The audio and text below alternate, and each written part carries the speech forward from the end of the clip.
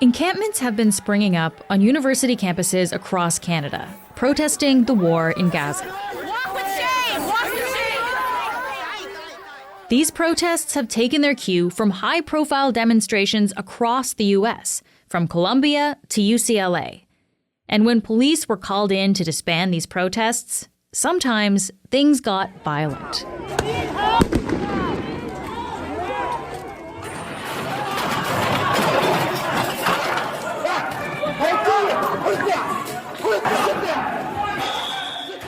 There's a long history of tension around campus protests, especially when it comes to security and the police. So we're talking to Dr. Roberta Lexier. She's an associate professor at Mount Royal University, and her research focuses on social and student movements. She'll explain why police presence on campus is so contentious and what the history of protests can tell us about what's happening today. I'm Menaka Raman-Wilms, and this is The Decibel from the Globe and Mail. Roberta, thank you for being here today. Oh, thanks so much for having me. You study social movements and have actually studied student movements in particular, too. So I'm curious, when we talk about university campuses, college campuses, do police have the same jurisdiction in those areas that they do elsewhere in society, or how is it different? This is one of the, I think, the really interesting pieces about studying universities and especially studying activism on university campuses, because historically, since at least the time of Plato, but maybe before that, there's been a belief that institutions of higher learning, universities, colleges, are separate from the local community. So they were an autonomous kind of institution within a larger community. Partly this happened because they were often religious institutions run by the church. And so the church, of course, had some separation from political powers and authority. But even with secularization, there's long been this belief of a separation between what we might call town and gown, so the city and the university. And universities generally had their own systems of rules and punishments. Police interference was actually referred to as double jeopardy, this idea that students could be punished twice for the same problem. So the outside authorities would charge them with an offense, and the university administrators would also punish them in some way. And this was seen as inappropriate. And I think the reason for this is that students are really encouraged to think critically about the world, their place in it, and how to change it, how to make it a better place. And it's long been believed that they need the freedom and the security to learn those lessons without permanent consequences like criminal records or expensive legal fees or all those other sorts of things. Students are meant to be able to challenge the system. But this changed in the post-war period. That's, I think, a really important shift that happens, that universities grow quite dramatically in the post-war period, with first soldiers coming back from war and then baby boomers kind of flooding the institutions. And administrators can't really handle the disciplinary side of things anymore, or they don't want to. It's a lot more complicated. And so they kind of back away from that kind of distinction between campus and local authorities. They start calling the cops more often. They start kind of seeing them as interconnected. And part of that, I think, is exacerbated by this current context we're in, which is where universities are now not so much communities of scholars, which is what they used to be, but they're now businesses, they're brands, they're being run as these kind of big businesses. And I think that then changes the relationship with outside authorities. So today, if there is a safety issue on campus, I guess what is the protocol? Who is responsible there? It's a really tough question to answer, actually. And I think even if you surveyed university administrators or others, there'd be a lot of questions about how we do that.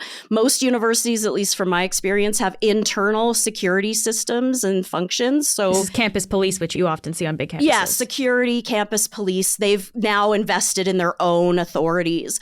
But then if things get kind of, quote, out of hand, whatever that means, then now the turn is to the outside authorities rather than trying to work it out internally. And what I would say is that universities have a lot of structures and systems meant to deal with this kind of disruption, right? They're meant to have challenges and debates and discussions. And so built into the system are ways to deal with those discussions and debates. And then when they do call the police, it leads to unpredictable and out of control situations. This gives power and responsibility to an outside group that presumably has different interests than the university community, right? And so we have different sort of reactions and interests at play once the police come. And I think, what we've seen in the past is that when police come on campus, we see this sort of major uptick in the violence that happens, or the tension anyway that's happening. They're not attempting to kind of resolve the Palestinian conflict or any of those issues. So, I think the police are limited because we see this change that happens. So I guess in your view, you're saying here that calling in police into that kind of environment increases tensions then, it seems like, is what you're saying. Yeah, absolutely. This is the thing. And then once the police come in, punishments are extreme, right? When you're arrested, this isn't just a fun little game people play, like let's get arrested. You may end up with a lifelong criminal record. And for anybody who has a criminal record, the effects that has on getting a job, traveling, all sorts of things. There might be expensive legal fees as well. We have now the real problem of injuries, possibly death, other sorts of things. And what happens then is that this can draw other people into a movement. People who weren't committed to the original cause, in this case, the war in Gaza, they're now kind of getting drawn into this movement because they're concerned about this police response. And so then we've now escalated this event to a much bigger protest movement, a much bigger issue. What about the other side of that, though? Because we just talked about kind of how, it can be difficult to see who's in charge in certain situations like this on campuses. If you've got two groups and maybe tensions are increasing already on their own, I guess what is the answer to that, though? Is there not an instance when you would need that kind of force to step in?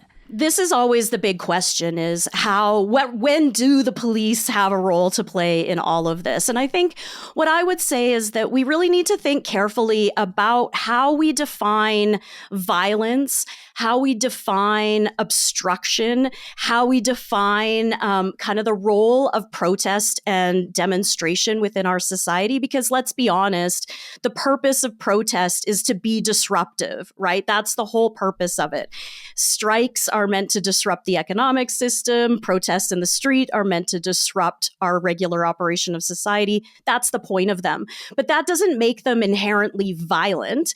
So I would argue, first of all, that these encampments aren't violent by any means. Occupations have long been used as a non-violent form of protest. We can think of sit-ins during the civil rights movement. But your point about the other side, when we have two groups that are facing off against each other, I think my response is, because we're working in a university context and we're talking in particular about students and in particular about higher education, the goal here has to be to create moments of dialogue, discussion, and debate. And so instead of having two groups yelling at each other across a quad or whatever it happens to be, the universities, I think, need to create spaces where those dialogues can happen in real places that's really actually effective, rather than just shouting at each other. So yes, conflicts are happening, but I think that there's ways to deflect some of that by encouraging the kinds of things that we're supposed to do on university campuses. We'll be back in a moment.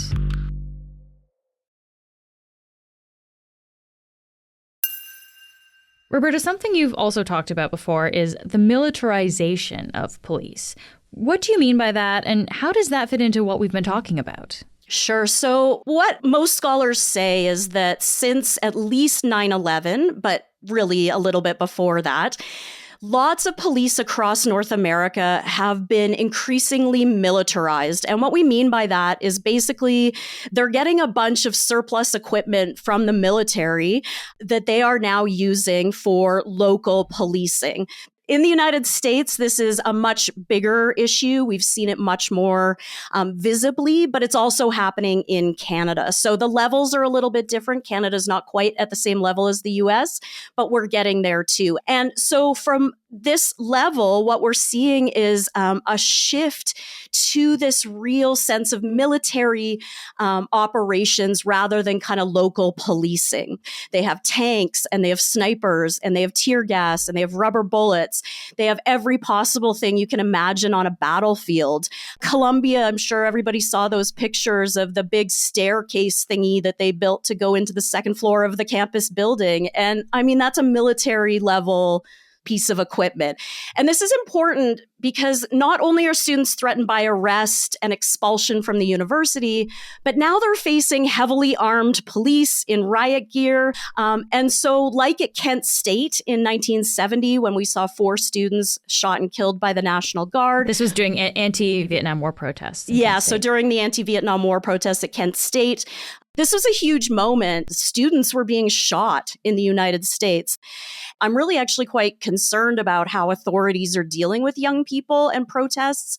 And I think ultimately at the end of the day, when you send police into campuses to deal with protest, to deal with these kind of discussions, it shows the rest of society, it shows the rest of us that our rights actually don't really exist, that we don't have the right to peaceful assembly or freedom of expression or freedom of assembly, that these rights are really limited, including on university campuses. Yeah. And I mean, I guess, the Kent State situation, like that's a pretty extreme situation where people were actually shot and killed. We're talking, I guess, more about these extreme moments and the militarization in general. But there must be different gradations of this, right? Not every time when police go into a campus is it that violent. There are definitely gradations when police go to campus, but it is always disruptive. So, for example, one of the kind of big moments in Canadian student movement history is at Simon Fraser University, which was a very radical campus in the 1960s. It was brand new. They had tons of protests happening right from the very beginning.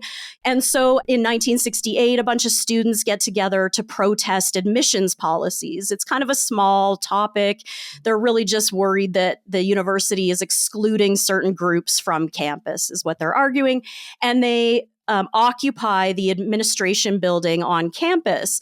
And the university, rather than discussing this issue with the students, decides to call in the RCMP. The RCMP clears out the building and arrests 114 students. Of these 114 students, eventually 104 are charged with basically mischief. It's a smaller charge than what they'd originally had. A couple others are actually fined a pretty heavy amount.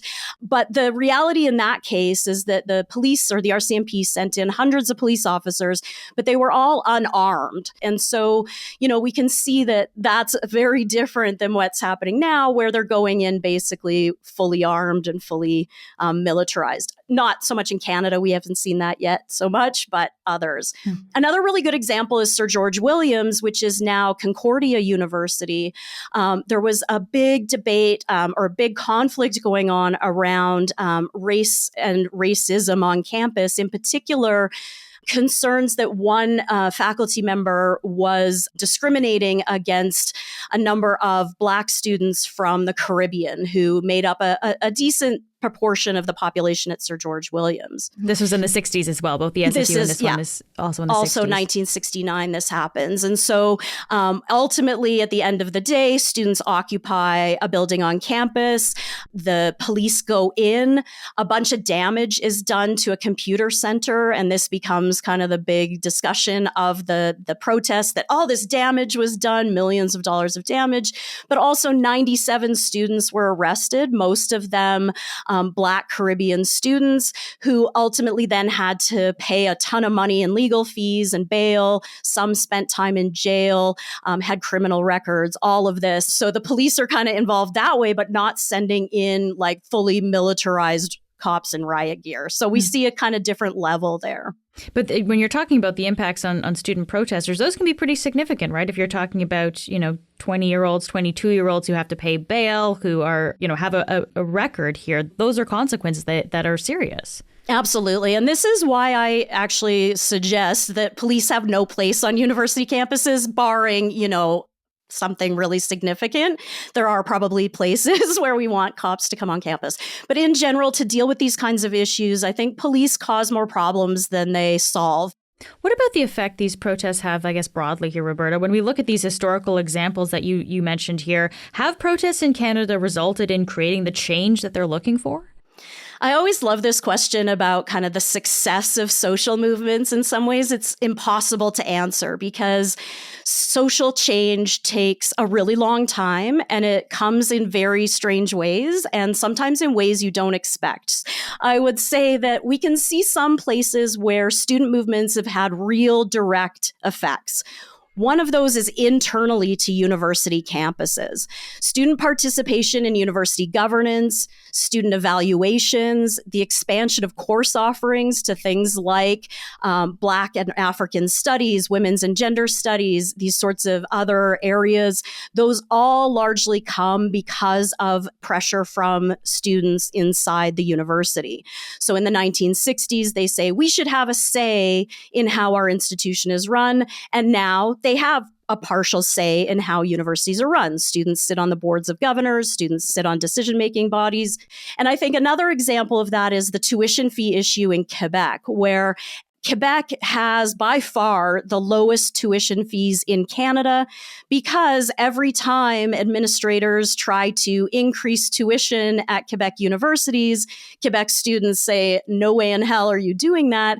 And they go out in the streets and they protest. This was 2012, the 2012 protests. People will remember these ones, right? Because these were massive. Exactly. Yeah. Most of the listeners here probably remember in 2012, we call it the Maple Spring, where thousands of Quebec students and supporters basically shut down much of Quebec, protesting what really was a tiny, tiny increase in tuition fees. It wasn't even going to be very much, but they said, no way in hell are we going to let that happen. It actually resulted in the resignation of the premier. I mean, they actually have limited this. And the real effect of that is that Quebec is cheaper to go to school than any other place in Canada. So a lot of these examples, these are very kind of local school examples, right? Creating change for your own campus, your own university. What about kind of the bigger protests? So like the protests we're seeing now or the anti-Vietnam War movements, what have we seen there in terms of affecting actual change? It's hard to judge to a certain extent how much change came about because of students and how much comes for other reasons. This is where historians and scholars will debate for years and years about, what actually caused these changes, because I think apartheid is a good example. Apartheid comes to an end in South Africa largely because of the work of the people on the ground in South Africa who put their lives on the line to try and actually end the system. But part of the reason it ultimately comes to an end is because students in Canada, the United States, and elsewhere start protesting and start demanding that their universities divest from the South African apartheid system. And we're seeing the same argument now, right? That students have power in the sense that their institutions are embedded in the economic system. So apartheid, students do help lead to, I think, the end of the system. Vietnam is complicated. It ends for all sorts of reasons, but I think largely because of the unrest that happens across the United States, but also in Canada. And interestingly, in Canada, the fight against Vietnam was also a question of divestment. Canada wasn't on the ground fighting in Vietnam, but we were supporting the Vietnam War by supplying armaments, diplomatic support, all sorts of different things. Again, this may all sound very familiar. And so students demanded that universities divest from the military-industrial complex. At U of T, for instance, there was a big protest in 1967 about Dow Chemicals coming in and trying to hire U of T students. And Dow Chemicals was the main manufacturer of napalm, which was basically used to destroy much of Vietnam and many of its people. And so students said, hey, we shouldn't be supporting Dow Chemicals, who's dropping napalm on the Vietnamese people. And while I wouldn't say students themselves ended the war in Vietnam, I'd say that those protests and those demands really did have a big effect.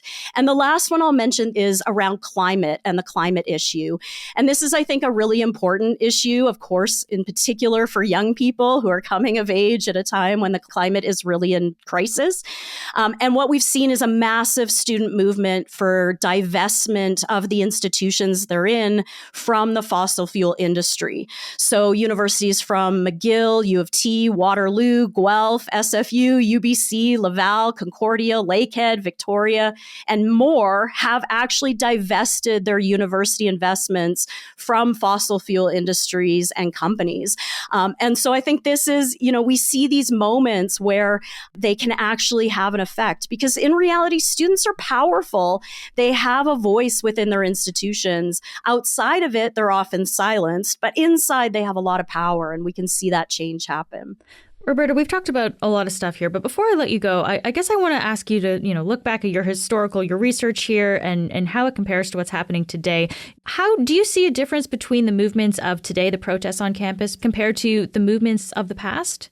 Students have always been involved in social movements. Any social movement that you look at, basically students have been involved in some capacity or another. And I think that says a lot about students and also about social movements and how they operate. So I think a couple of the differences are really important. One is the value of social media and the sort of ability to watch these events happening on the ground in real time. Television was really important to the 60s movements. People could see what was happening, but I think social media really emphasizes this. One of the, I think, interesting things to watch here is that in my view, students have a very different perspective on the world than students in the past did. In particular, what I'm seeing is that students have a lot less hope about the future. And social movements are largely driven by hope, the idea that something could be different and something could be better.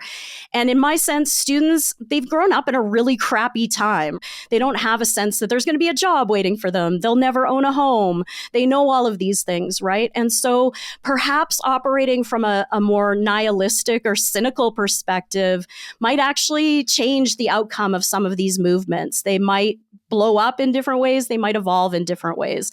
Because if you're at the kind of screw it, burn it all down phase, who knows what's going to happen, right? And so I wonder how that might play out. Roberta, thank you so much for taking the time to be here today. No problem. Really a pleasure to chat about these things. That's it for today. I'm Menaka Raman-Wilms. Zura Jibril joins us as a fellow of Carleton University's Brooke Forbes Award. Our producers are Madeline White, Cheryl Sutherland, and Rachel Levy-McLaughlin. David Crosby edits the show. Adrian Chung is our senior producer, and Angela Pacenza is our executive editor. Thanks so much for listening, and I'll talk to you tomorrow.